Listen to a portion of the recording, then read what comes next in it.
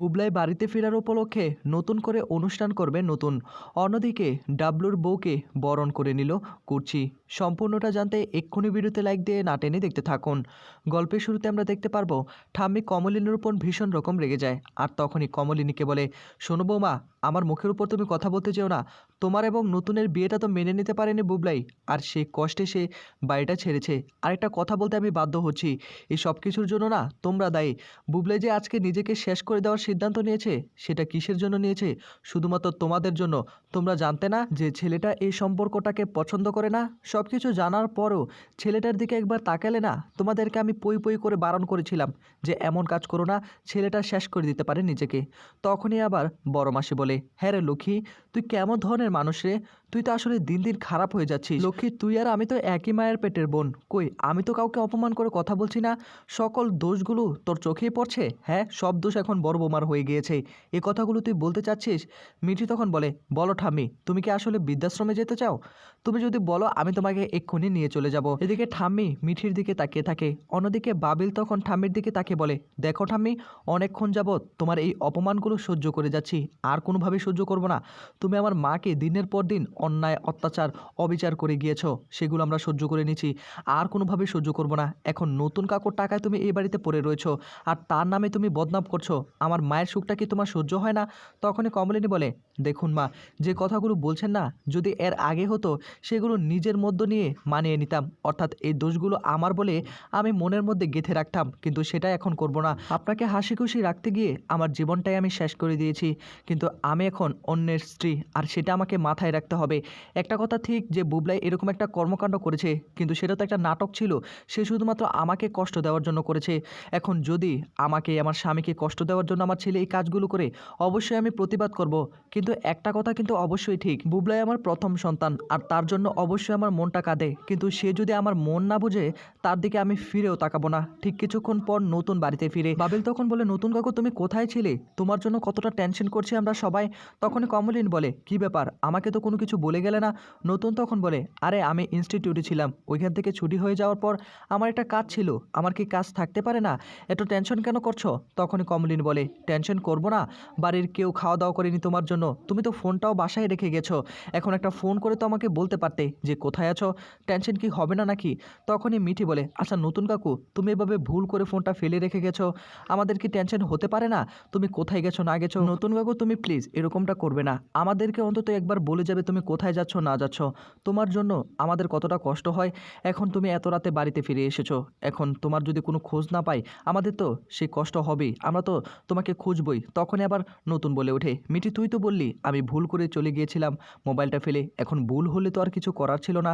তখনই কমলিনী বলে, আসো সকলে একসঙ্গে খাবো, ছেলেমেয়েগুলো বসে রয়েছে তোমার জন্য। নতুন তখন বলে, কমলিনী দাঁড়াও, আরও দুজন এসেছে, তাদের জন্য একটু খাবার বাড়তে হবে।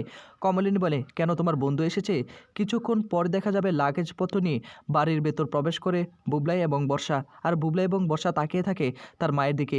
কমলিনী তার ছেলেকে দেখে রীতিমতো চমকে ওঠে, এটা কি করে হতে পারে? তার ছেলে আবার বাড়িতে ফিরে এসেছে। কমলিনী নিজেকে সামনে রাখতে পারেনি। তখনই বুবলাইয়ের কাছে আসে, ও বুবলাই, তুই এসেছিস? বর্ষা তখন বলে, হ্যাঁ আমরা এসেছি, কিন্তু আমরা আসতে চাইনি। আসলে নতুন কাকু আমাদের বাড়িতে গিয়েছিল, আমাদের হাত পা ধরে তারপর এই বাড়িতে এনেছে, তাছাড়া আমরা আসতাম না তো। তখনই বুবলাই চিৎকার করে ওঠে, আহা বর্ষা, কি বলছো কি? নতুন কাকু হাত পা ধরবে কেন? তখনই ভরসা বলে, না ওইটা না, আর কি আমাদেরকে রিকোয়েস্ট করেছে, সেটাই আমি বলতে চাচ্ছিলাম আর কি। এত করে রিকোয়েস্ট করলো যে না এসে আর থাকতে পারলাম না। বর্ষার দিকে তাকিয়ে বুবলাই তখন বলে, বর্ষা হয়েছে তো, অনেকক্ষণ যাবত তুমি কথা বলছো, এত কথা বলতে তোমাকে কে বলেছে? একটু চুপ করে থাকো না। বাবিল তখন বুবলাইয়ের দিকে তাকিয়ে বলে, দেখ দাদা ভাই, তুই এই বাড়িতে ফিরে এসেছিস, আমরা না ভীষণ খুশি হয়েছি। জানিস তোর জন্য মা ঠিকমতো খাবার দাবার কোনো কিছু খায় না, দিনের পর দিন কান্না করে যাচ্ছে শুধুমাত্র তোর জন্য। তুই কেন মাকে এভাবে কষ্ট দিস? তুই একবার ভেবে দেখেছিস তো?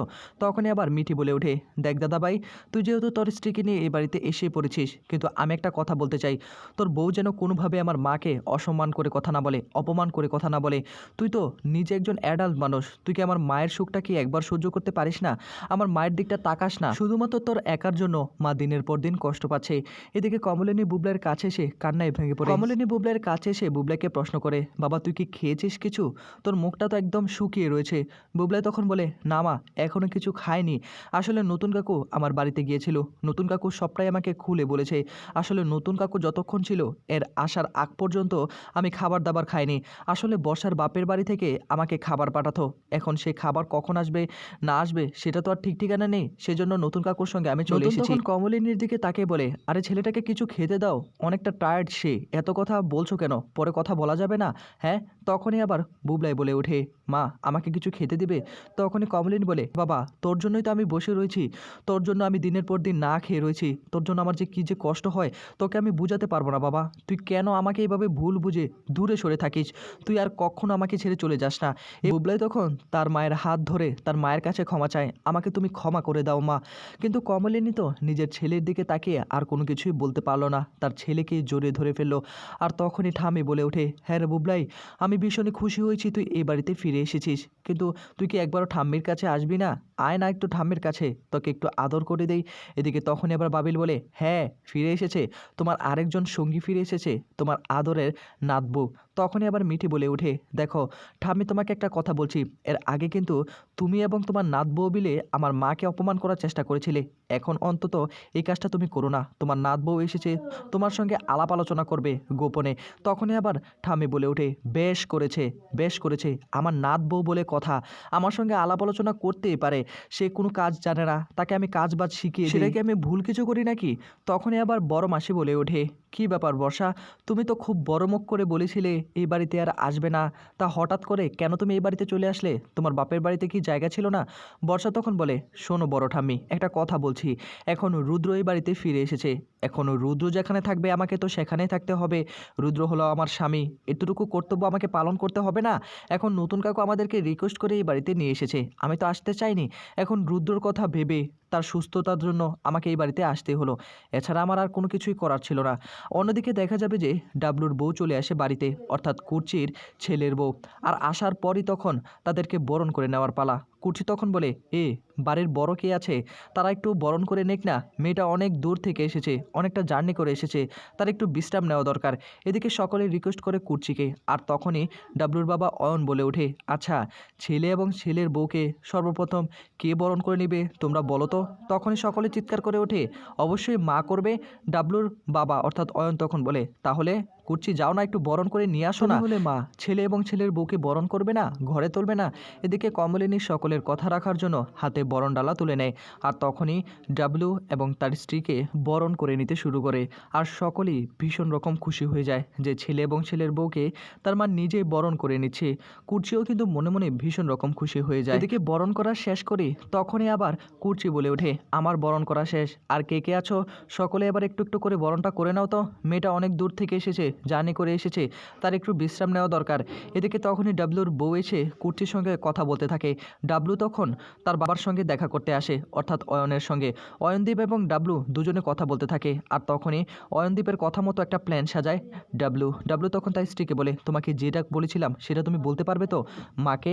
আমি তোমাকে তো আগেই শিখিয়ে দিয়েছি। তখনই ডাবলুর বউ বলে ওঠে, শুনুন আপনার সঙ্গে আমার একটা কথা আছে। কুর্চি তখন বলে, কিসের কথা থাকতে পারে? নিশ্চয়ই বুঝতে পারছি তোমার পরিবারের লোক হয়তোবা আমি যে ওই বাড়িতে গিয়েছি সেটা খারাপ চোখে দেখেছে। আসলে আমি তোমাদের ওইখানে যেতে চাইনি, আমি তো নিয়মকানুন জানি। সকলে জোরাজুরি করলো, সেই জন্য আমাকে যেতে হলো। তুমি একদম এটা নিয়ে চিন্তা করো না, কাল তো তোমার বাপের বাড়ি থেকে লোক আসবে, তাদের কাছে আমি ক্ষমা চেয়ে নিব। তখনই ডাবলুর বউ বলে ওঠে, আপনি তো আমার একটা কথাই শুনছেন না, আমি কি বলতে চাচ্ছি না চাচ্ছি। তখনই কুর্চি বলে, এটা ছাড়া আবার কি কথা থাকতে পারে? আরেকটা কথা, তুমি তো বিয়ের আগেও আমাকে তুমি বলতে, কিন্তু হঠাৎ করে সুর পাল্টে গেল, আপনি বলা শুরু করলে যে। কোনো কিছু হয়েছে নাকি? আমি কি কোনো অন্যায় করে ফেলেছি? তখনই আবার ডাবলুর বউ বলে ওঠে, আরে না, তখন তো ছিল অন্যরকম, এখন আমি এবারের বউ, আমাকে আমার কথাটা বলতে দিন না। আপনার সঙ্গে আমার কিছু কথা আছে, সেগুলো সকলের সামনেই বলবো। অন্যদিকে দেখা যাবে মিঠিলও বাড়িতে চলে আসে। মিঠিল এসে তখন দরজায় কলিং বেল বাজাতে শুরু করে। বর্ষা তখন দরজাটা খোলে। বর্ষা যখন দরজা খোলে মিঠিল তখন অবাক হয়ে যায়, আরে বাস, তুমি বর্ষাদি, তুমি এখানে? আমি কি ভুল করে অন্য বাড়িতে চলে আসলাম নাকি? না, আমার তো ঠিকানা ভুল হওয়ার কথা না। আমি তো ঠিক জায়গায় এসেছি। হঠাৎ করে তোমাকে দেখতে পেলাম। এদিকে কোনো কথা না বলে তখন মিঠিল বাড়ির ভেতর প্রবেশ করে। মিঠিলকে দেখে তখন মিঠিলকে জড়িয়ে ধরে ফেলে। নতুন তখন বলে, আরে মিঠিল, তুমি এই বাড়িতে এসেছো? আরেকটু হলেই তো তোমাকে ভুলে যেতাম। তুমি যে কখন আসো কখন যাও কোনো ঠিক ঠিকানা আছে? মিঠিল তখন বলে, নতুন কাকু, আমি তো ভুলেই গিয়েছিলাম এটা কার বাড়ি। আমি তো দরজা খুলে দেখতে পেলাম বর্ষাদিকে। আমি তো ভেবেছিলাম ভুল ঠিকানায় চলে আসলাম না তো। বর্ষা তখন বলে, মিঠিল, আমাকে অপমান করে কথা বলছো তাই তো? মিঠিল তখন বলে, না বর্ষাদি, একদমই না। আমি কি তোমাকে অপমান করতে পারি? আমি তোমাকে একদম অপমান করছি না। তুমি তো বলেছিলে, আমি যাওয়ার আগে তো সবটাই দেখে গেলাম। তুমি বলেছিলে খুব বড় মুখ করে তুমি আর এই বাড়িতে আসবে না, আর তুমি এই বাড়িতে চলে আসলে, তাই আমি ভাবলাম হয়তোবা আমি ভুল ঠিকানায় চলে আসলাম। বুবলাই তখন বলে, মিঠিল শোন, একটা কথা বলছি। আসলে আমার আসার কোনো প্ল্যানই ছিল না। আসলে নতুন কাকু আমাদের বাড়িতে গিয়েছিল, আর নতুন কাকুর রিকোয়েস্টে আমি আবার এই বাড়িতে ফিরে এসেছি। মিঠিল তখন বলে, বুবলাইদা, আমি তোমাকে কোনো কিছু বলছিলাম না। তুমি তো কোনো কমিটমেন্ট দিয়েছিলে না, কিন্তু তোমার বউ বর্ষা তো দিয়েছিল। সে বলেছিল সে নাকি কোনোদিন এই বাড়িতে আর পা রাখবে না, আর সেই জন্য বললাম আর কি। হঠাৎ করে বর্ষা দিয়ে এই বাড়িতে আসলো, সেটার কথাই বলছি।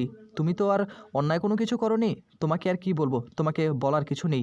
এই বলে তখন মিঠিল সকলের সঙ্গে কথা বলতে থাকে, আর সকলে ভীষণই খুশি হয়ে যায়। মিঠিল তখন সকলের সামনে বলে, বাড়িতে এত বড় একটা সুখবর হয়ে গেল, আমি অন্তত কোনো কিছুতেই অ্যাটেন্ড করতে পারলাম না। আমার অবর্তমানে তোমরা সব কিছু করে ফেললে, তাই তো? কী যে করো না তোমরা। তখনই কমলিনী বলে, বস বস, তোকে নিয়ে আজকে ঘোর আনন্দ করব। একটা উৎসবমুখর দিন আজকে তৈরি হবে তোকে নিয়ে। মিঠিল তখন বসে পড়ে। দেখা যাবে ডাবলুর বউ কুর্তির সঙ্গে অনেকক্ষণ যাবৎ কথা বলতে থাকে। তখন আশেপাশে সকল লোকেরা বলা বলি শুরু করে দেয়, নতুন বউ, তোমার কিসের এমন কথা আছে? তুমি বলতে পারো সকলের সামনে, কোনো সমস্যা নেই। তখনই ডাবলুর বউ বলে, আমি তো সেই সুযোগটুকুই পাচ্ছি না, আমাকে তো সেই সুযোগ দেওয়াই হচ্ছে না। তখনই কুর্চি বলে, কেমন কেমন কথা আমাকে একটু বলা যাবে কানে কানে? তখনই ডাবলুর বউ বলে, সেটা তো কানে কানে বলা যাবে না, সেটা আমি সকলের সামনেই বলবো, এবং সকলেই শোনার অধিকার রাখে। কুর্চি তখন বলে, হ্যাঁ একটু তাড়াতাড়ি বলো তো, তোমার উপর দিয়ে অনেক ধকল গিয়েছে, একটু নিয়মকানুন মেনে তোমাকে ছেড়ে দিব, তুমি একটু বিশ্রাম নেবে। এদিকে তখনই ডাবলু তাকিয়ে থাকে তার বউয়ের দিকে এবং বলে, বলো বলো কী বলবে? অয়নদীপ তখন বলে, কী কথা আছে বলে ফেলো না। তখনই ডাবলুর বউ বলে ওঠে, আমি একটা সিদ্ধান্ত নিয়েছি। আমি যতদিন এই বাড়িতে থাকবো অবশ্যই আমার শাশুড়িমাকে এই বাড়িতে থাকতে হবে। আমার শাশুড়িমা যতদিন আছে আমি এতদিন এই বাড়িতে থাকবো। আমার শাশুড়িমা যদি চলে যায় বাপের বাড়িতে, আমিও এই বাড়ি ছেড়ে চলে যাব। হয়তোবা মাঝে মাঝে আসবো। আমার স্বামীর প্রতি একটু কেয়ার করতে হবে না? আমার স্বামীর প্রতি একটু দায়িত্ব আছে না? কিন্তু সেটা মাঝে মাঝে আসবো। কেন, আপনি কি থাকবেন না? বাড়িতে শুধুমাত্র দুটো পুরুষ থাকবে, আমি একটা মেয়ে মানুষ, আমারও তো একজন সঙ্গী লাগবে, আমার শাশুড়িমা লাগবে না? আর সেজন্য আমি এই সিদ্ধান্ত নিয়েছি। আর এই কথাগুলো বলতে থাকে ডাবলুর স্ত্রী, আর আশেপাশের সকল লোকেরা তো ভীষণ রকম খুশি হয়ে যায়। সকলে ভীষণই হাসাহাসি করতে থাকে, এটা একদম ঠিক কথা বলেছে। কুর্চি তখন বলে, ও তুমি এই কথাটা বলেছ, তার মানে তোমাকে কেউ না কেউ কান পড়া দিয়েছে। অন্যদিকে বড় ঠাম্মি তখন বলে ওঠে, শোন মিঠিল, এবার অন্তত কিছু একটা করে ফেলা দরকার, যেহেতু সকলে এক হয়ে গিয়েছে, তোদেরও বিয়েটা দেওয়া দরকার। তখন এবার ঠাম্মি বলে, হ্যাঁ মিঠিল, এবার অন্তত তোদের কাজটা সেরে ফেলা উচিত। কখন কি হয়ে যায় সেটা তো আর বলা যায় না। তখন বলে, মাসি, তুমি আমাকে খোসা দিয়ে কথাটা বলেছ তাই তো? আর তখনই মিঠি বলে ওঠে, শোনো ঠাম্মি, অনেকক্ষণ যাবৎ তুমি কিন্তু উল্টোপাল্টা কথা বলে যাচ্ছ। মিঠিলদি বাড়িতে এসেছে, এখন কি করবে না করবে সেটার সিদ্ধান্ত কি তুমি নেবে নাকি? আর তুমি নতুন কাকুকে ইঙ্গিত করে এই কথাগুলো কেন বলছো? তুমি কি বলতে চাচ্ছ? নতুন কাকু আমাদেরকে ছেড়ে দিবে? তখনই আবার ঠাম্মি বলে ওঠে, দেখ মিঠি, তোর সঙ্গে আমি কোনো কথাই বলতে চাই না। সকল প্রশ্নের উত্তর দিতে আমি বাধ্য নই। তুই বারবার শুধু আমাকে বিভ্রান্তের মধ্যে ফেলে দিচ্ছিস। কমলিনী তখন সকলের সামনে বলে, শুনুন, আপনাকে একটা কথা বলছি মা, নতুন ঠাকুরবউ সারা জীবন আমাদের পাশে থাকবে। আগেও ছিল নিঃস্বার্থভাবে, আর ভবিষ্যতেও থাকবে। সেটার চিন্তা আপনাকে করতে হবে না। এদিকে সকলের সামনে তখন নতুনকে প্রশ্ন করে মিঠিল, কি ব্যাপার নতুন কাকু, তোমার ইনস্টিটিউট নেই, তুমি এখানে বসে রয়েছো? নতুন তখন বলে, আরে আছে, সকালে আমি একটা ক্লাস করে এসেছি, আবার বিকেলে একটা ক্লাস রয়েছে। আসলে কালকে তো একটা বড় একটা অনুষ্ঠান হবে আমাদের কলেজের। মিঠি তখন বলে, নতুন কাকু আমাকে নিবে তো? আমি কিন্তু যেতে চাই। নতুন তখন বলে, তোদের যদি ইচ্ছা হয় অবশ্যই যেতে পারিস, আমার তো এতে কোনো আপত্তি নেই। আমি তো চেয়েছিলাম সকলেই একসঙ্গে এই পূর্ণমিলন অনুষ্ঠানটাকে উপভোগ করব। এখন তোরা যদি যেতে চাস তাহলে তো ভালোই হয়। আমি তো কমলিনীকে বলেছিলাম যে ছেলেমেয়েরা চাচ্ছে একটা গান গাওয়ার জন্য, সে যদি অ্যাটেন্ড করে তাহলে অনুষ্ঠানটা আরও সুন্দর হবে, কিন্তু সে না করে দিল। এখন কমলিনীর ইচ্ছার বিরুদ্ধে তো আর কিছু করা যায় না। কমলিনী যেহেতু না করে দিয়েছে, আমিও ভেবে নিয়েছিলাম আর জোরাজুরি করব না। কমলিনী তখন বলে, আচ্ছা, এতগুলো ছেলেমেয়ের সামনে আমি কি করে গানটা গাইবো বলো তো? ওরা তো রিহার্সাল করে, ওরা তো খুব ভালো গান গায়, তাদের সামনে তো আমি তুচ্ছ। নতুন তখন বলে, কে বলেছে তুমি অনেক ভালো গান গাও? তুমি এর আগেও তো অনেক গান গেয়েছো, সেগুলো কি তুমি ভুলে গেছো নাকি? কিছুক্ষণ পর সকলে সিদ্ধান্ত নেয় কালকে পূর্ণ মিলন অনুষ্ঠানে সকলে উপভোগ করবে, সঙ্গে বুবলাইও যাবে। তো বন্ধুরা, এই ছিল আপডেট।